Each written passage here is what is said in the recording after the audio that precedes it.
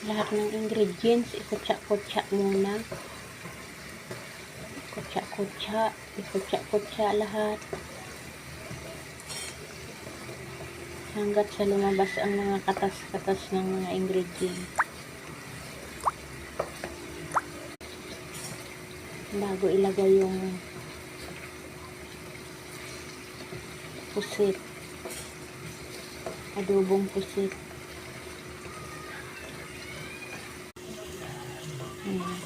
Nagakutsa-kutsa na siya. Ilagay na natin yung pusit. Kasi nandyan na lahat ng ingredient ng pusit. Ilagay na siya. Nakakutsa-kutsa na yan lahat. Iluto na yan. Yung mga ingredients na yan, luto na.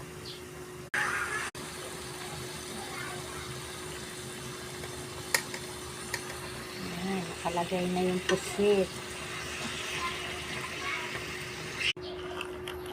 Nandito na din lahat yung mga isasabaw sa pusit para pang mga ingredients sa adobong pusit.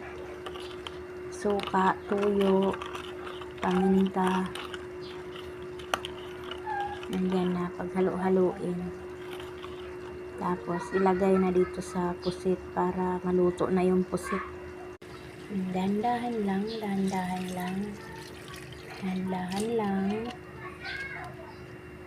Tapos mamaya pag kulang naman, dagdagan na lang ng kunting kung anong kulang. Yan, dahan-dahan.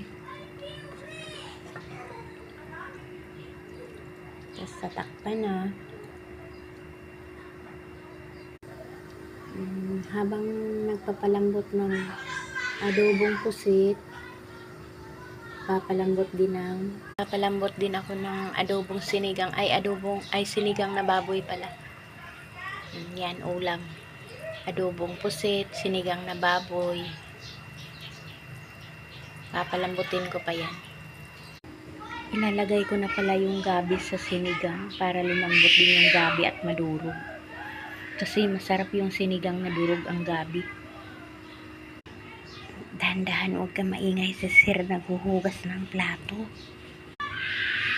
Habang nagluto ako, si Sir pala naghugas pala ng plato.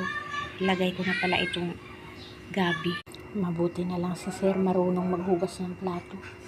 Marunong yan maghugas ng plato pala si Sir. Marunong yan sila, naghuhugas yan sila ng plato. Yan na yung pusit, luto na siya. Yan na, medyo espesyal na. Sabay na silang